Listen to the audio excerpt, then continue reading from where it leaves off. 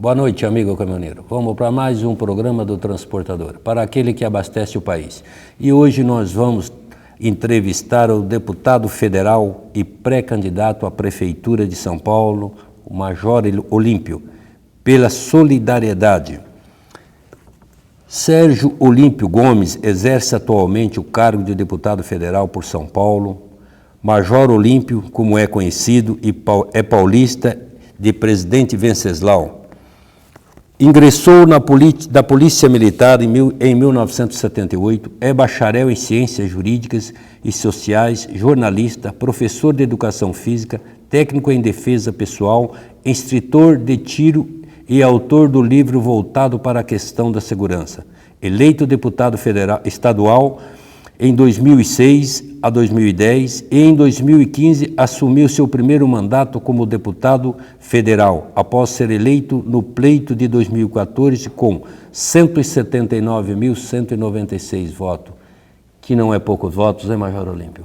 E agora vai nos dar a graça, está vindo aí como pré-candidato à nossa Prefeitura de São Paulo, e o nosso boa noite e muito obrigado por nos conceder essa entrevista. Sou eu quem agradeço a possibilidade de estar me dirigindo aos irmãos caminhoneiros que fazem o Brasil acontecer. Muito embora seja uma categoria esquecida, sofrida, mas é o que faz mover o nosso país. Quando muitas vezes nós estamos em casa nos alimentando, nós devemos lembrar que nós só estamos nos alimentando aqui porque o alimento é transportado e acaba chegando, a água que nós estamos tomando, a roupa que nós estamos vestindo.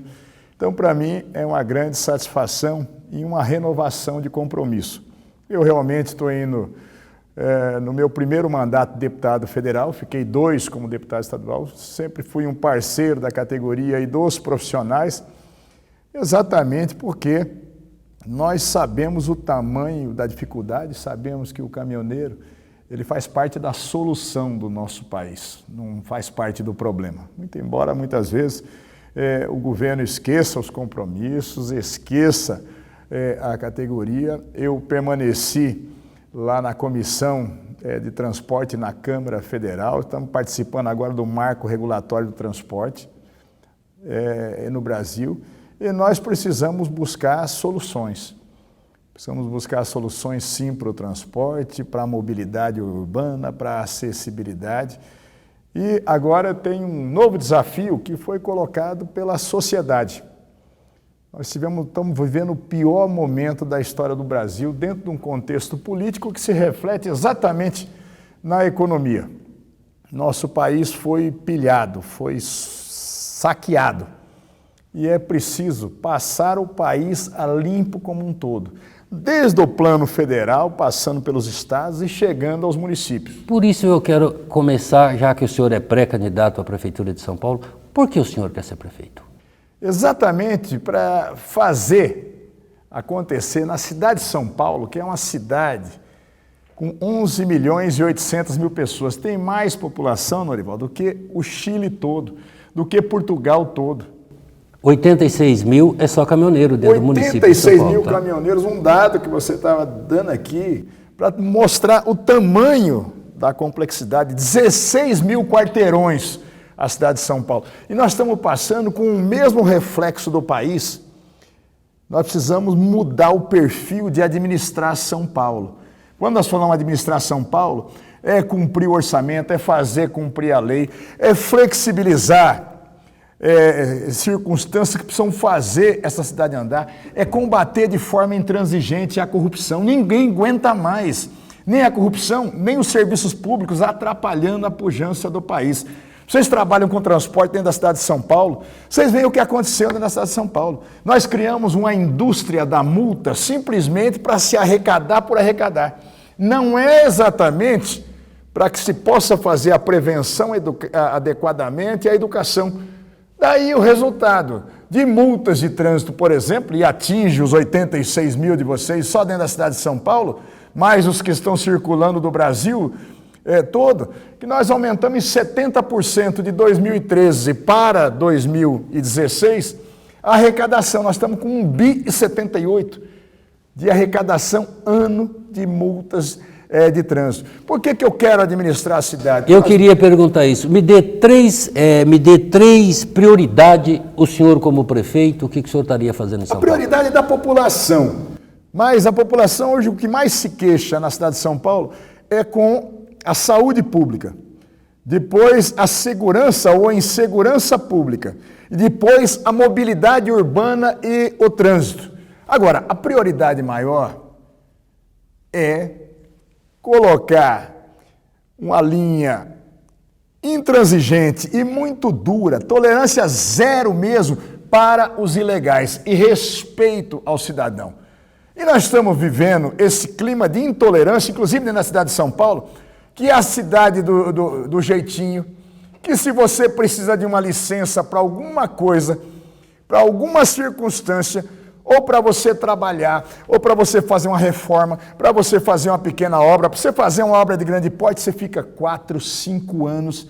E se você não morrer na mão do fiscal, se você não morrer na mão da estrutura, você não tira.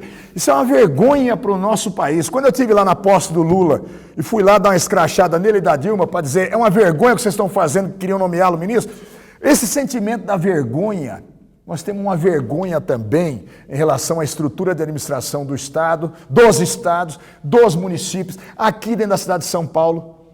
Nós tivemos a prisão hoje, durante o dia, do secretário de Gestão Pública da Prefeitura de São Paulo, exatamente porque ele era um dos peões da Lava Jato, junto com o ex-ministro Paulo Bernardo, lá no Paraná. E como é que faz? Põe a companheirada para administrar, porque perderam o emprego lá, e põe para ser secretário em São Paulo, para continuar o mesmo esquema dentro da cidade. Então, vamos falar, olha, mas o Major Olímpio é da linha dura. Não, o Major Olímpio é legalista. O Major Olímpio vai querer respeitar o cidadão.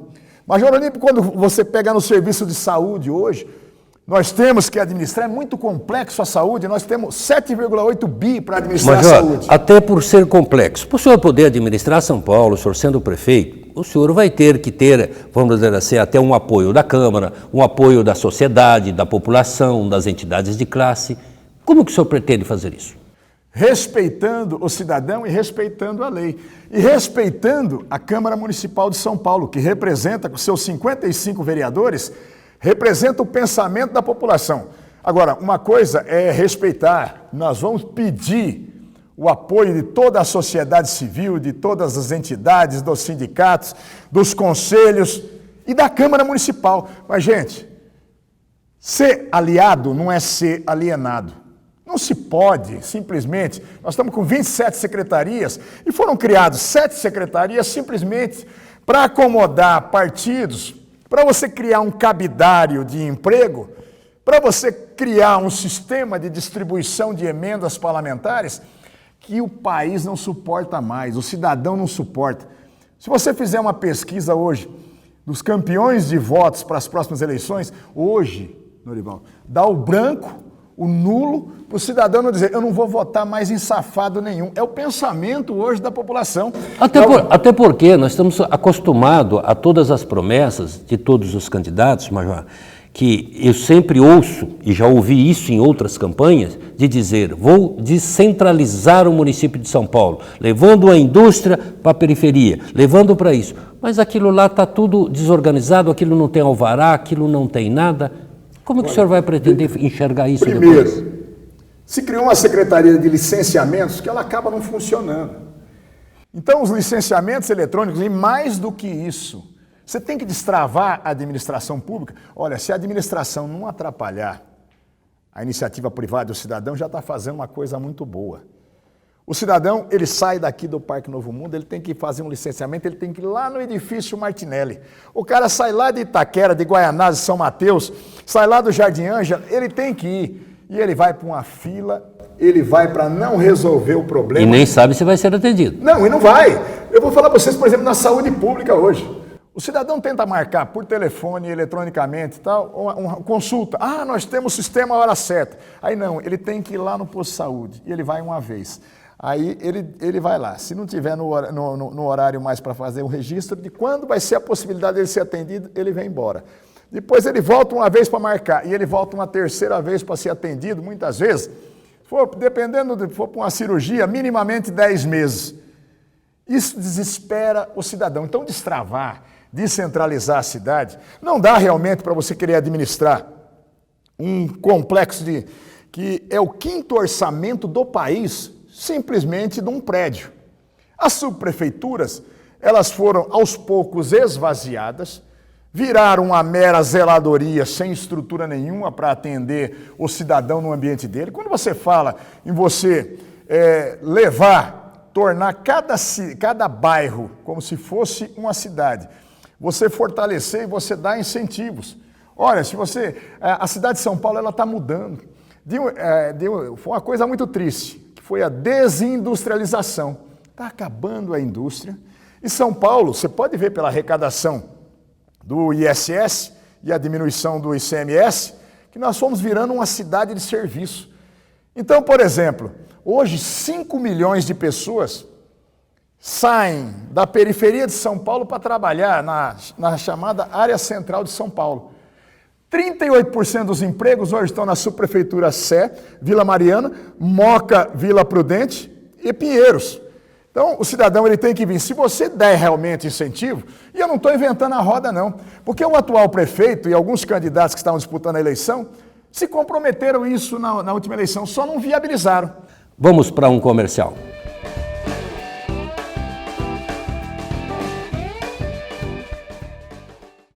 Amigo caminhoneiro, o Jornal do Sindicam SP é o veículo de comunicação que leva até você os fatos e as informações da entidade que te defende.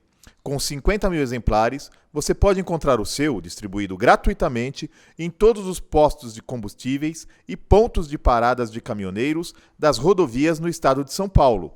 Leia e participe. Mande-nos sua mensagem no e-mail redacal@f2comunicaintegrada.com.br.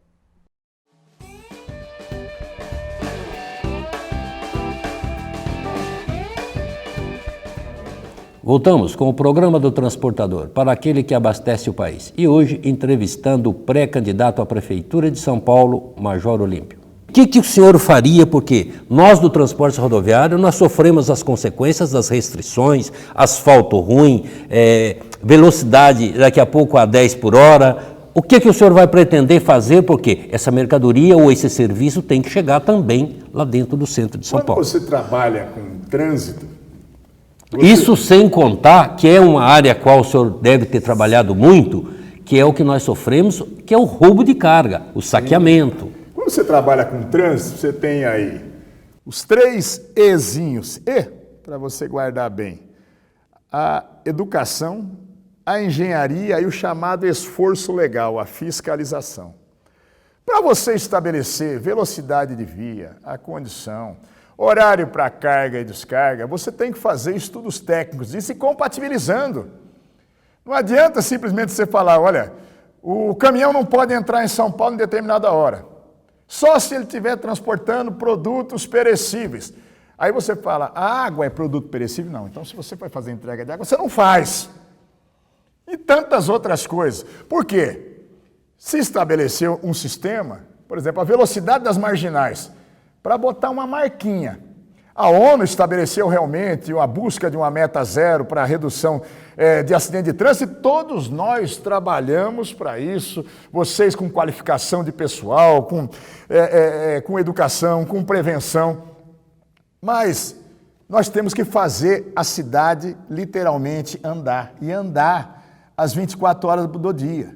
Se você não tem, hoje, por exemplo, vocês precisam fazer uma carga ou descarga, tem regiões, eu tive essa semana agora na região do Brás, e que vocês não conseguem fazer, vocês só conseguem ser multados. O estabelecimento que teria que receber esses produtos para poder fazer andar a cidade, gente, não tem essa condição de fazer. Mais importante que isso é eu te autuar. Sabe, se criou um sistema, por exemplo, olha, ninguém é contra a ciclovia, o mundo vai evoluindo para isso, como transporte e como lazer e esporte. Eu também vou chegar na ciclovia, mas agora eu vou voltar no desconto do ISS, que o senhor falou em termos de desconto. O atual governo, prefeito, ele fez um desconto do ISS de 5-2 para as cooperativas. E nós, no Transportes Rodoviários, nós temos cooperativa, inclusive prestadora de serviço, a qual eles estão procurando vetar essas cooperativas que trabalham com custo menor e tem uma população atrás disso, entregando merenda nas creches, nas escolas, nas EMEI, essas coisas todas.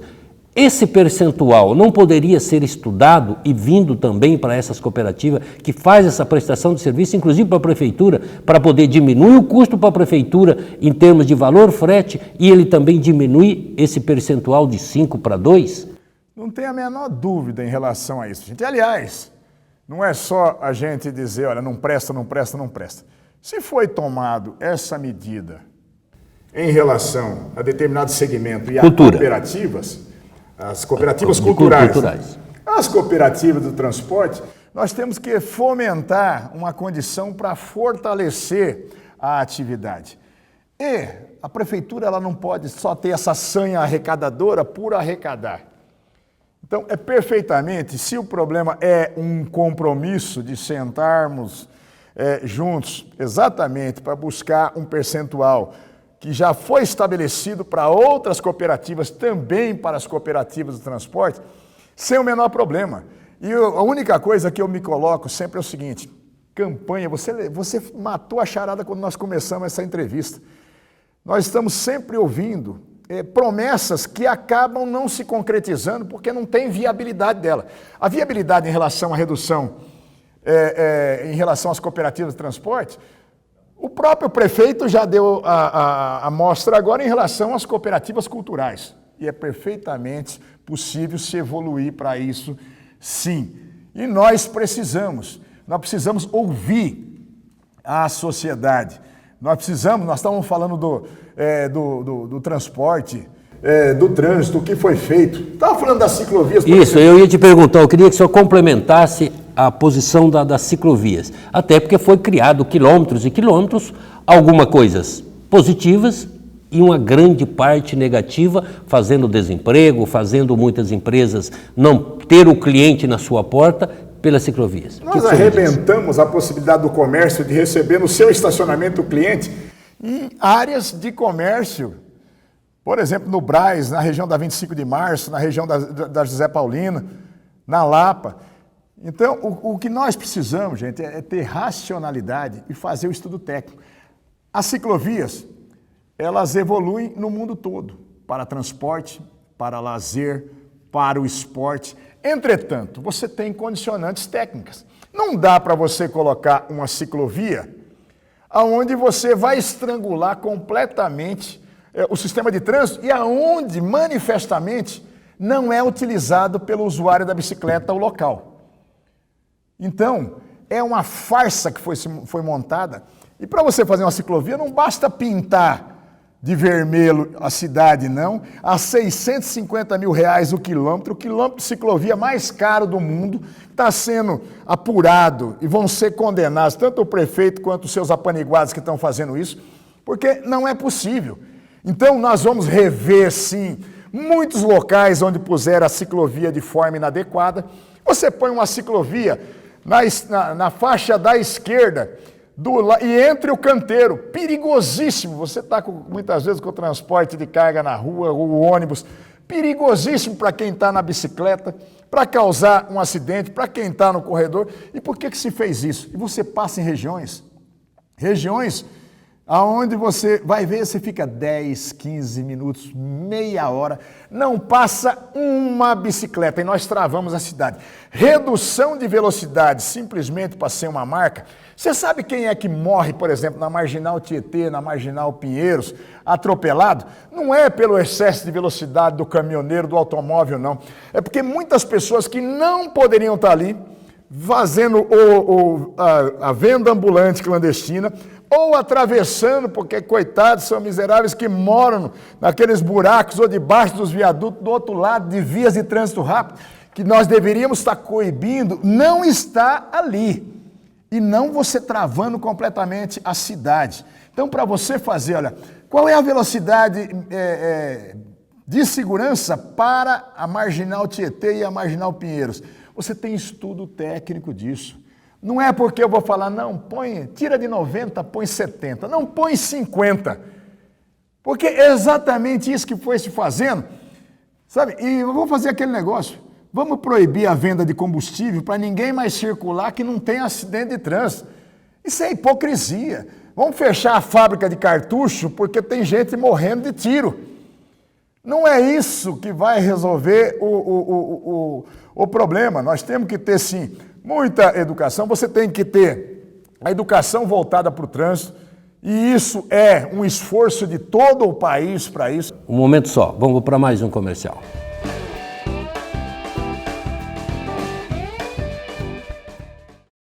O governo do estado está fazendo a parte dele para melhorar a segurança nas estradas. Mas muita gente ainda morre porque não usa o cinto de segurança no banco de trás. E as desculpas são as mais absurdas. Qualquer coisa o banco da frente protege. O cinto de segurança incomoda, é desconfortável. A gente vai só até a cidade aqui do lado, não precisa de cinto. Cinto de segurança no banco de trás. Não tem desculpa para não usar. É obrigatório por lei e pode salvar sua vida. Artesp, Governo do Estado de São Paulo.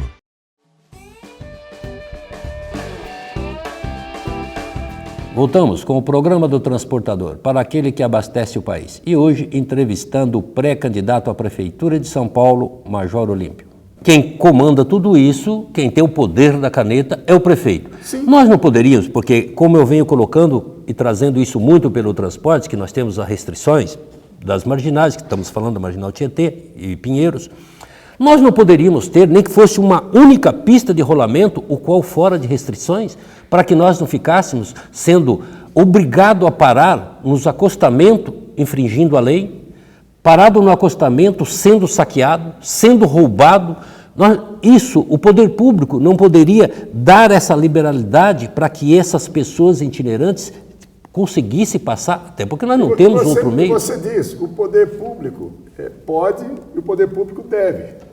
Entretanto, você é um representante de classe e muitas vezes você não consegue ser ouvido com o óbvio. Tá? Aí nós entramos num outro problema. Com as restrições de horário, muitas vezes você vai chegando com a carga na cidade de São Paulo e você é obrigado a parar. Aqui, por exemplo, pertinho, aqui na Dutra, na Fernão Dias, em áreas sem iluminação nenhuma, sem estrutura de segurança pública nenhuma. Sem área de descanso, área de parada para estacionamento. Sem uma área onde você minimamente possa ter um banheiro para usar com dignidade. E não tem um bolsão para isso, você não tem nem... Aí o que acontece? Você fica esperando para ser, como você disse, saqueado. Então, aqui dentro da Dutra mesmo, acontece todo dia. O caminhoneiro que está me ouvindo sabe muito bem, porque já foi vítima disso. Dependendo da hora que for, ele já fica acompanhando no retrovisor os companheiros, olha mesmo, os indivíduos atravessar, pulando a Dutra do outro lado da coisa, e vem e aborda, um a um, vai roubando, vai dilapidando. Se tiver qualquer reação, mata sem dó, porque o criminoso hoje, ele não tem um sentimento de dó nem piedade por ninguém. E o poder público faz de conta que não está acontecendo nada. Se você pedir para a Polícia Rodoviária Federal, eles vão falar, olha, meu irmão, nossa estrutura e o nosso efetivo não comporta, mas se precisar, liga para a gente. Você pede para a Polícia Militar, olha, qualquer coisa, liga o 90. Fala, gente, está ali, nós somos obrigados a ficar 200, 300, 400, 500 caminhões. E vocês já fazem a restrição para que a gente possa fazer o nosso trabalho, que é abastecer 11 milhões e 800 mil pessoas. Estou lembrando só, maior que o Chile todo, a população maior que Portugal todo. Mas sabe o que o poder público de São Paulo está fazendo?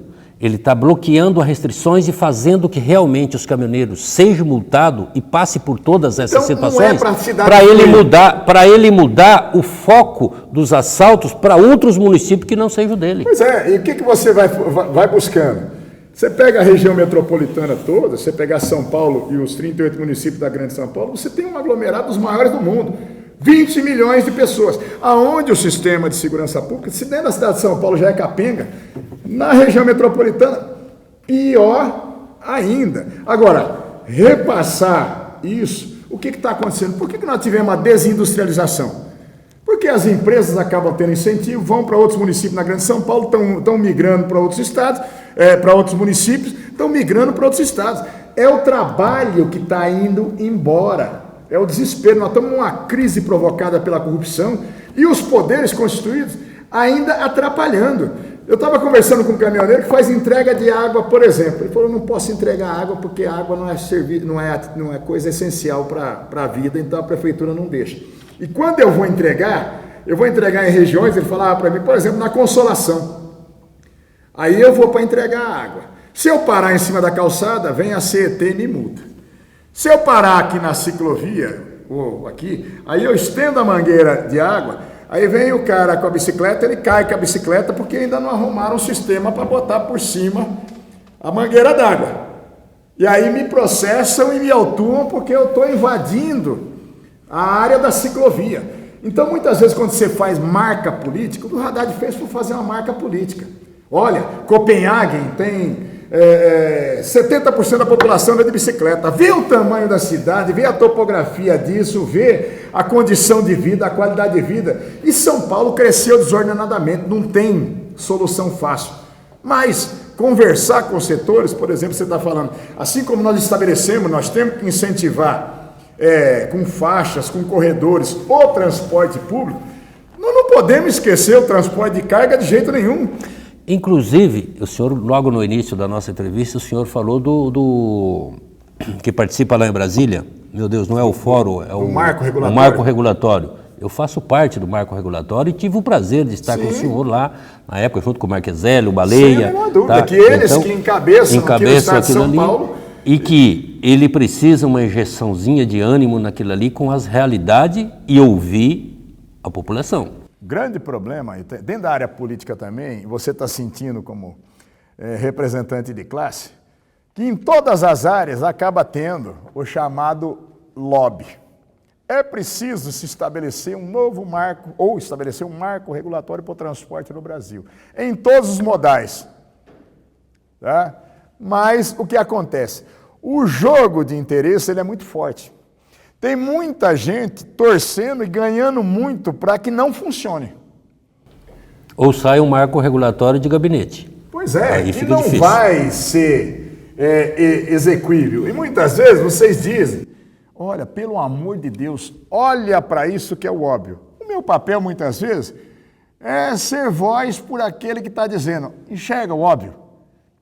Vamos fazer o que precisa ser feito e não o que pode dar uns votinhos momentaneamente, pode nesse lobby favorecer, agora vai acabar um pouco isso, porque com o fim do financiamento privado de pessoas jurídicas para financiamento de campanha, grandes empresas, grandes conglomerados, vão ter dificuldade de comprar o deputado, comprar o senador, comprar o prefeito, comprar o presidente. Eu estou dizendo comprar na pior forma da palavra mesmo.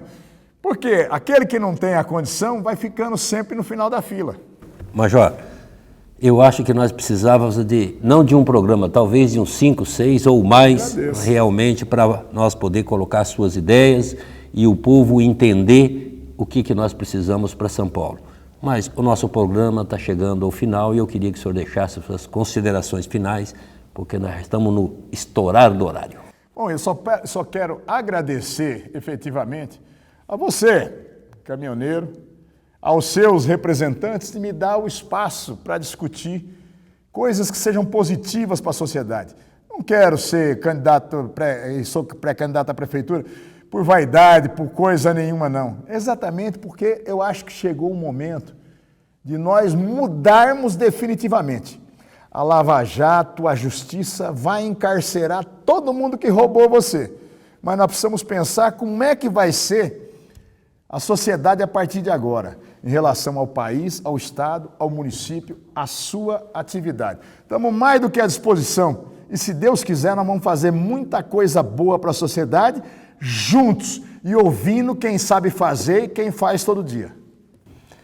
E obrigado por mais esse programa do Transportador, para aquele que abastece o país. E hoje tivemos a oportunidade de conhecer um pouco mais o pré-candidato à Prefeitura de São Paulo, Major Olímpio. O nosso boa noite, muito obrigado. Obrigado.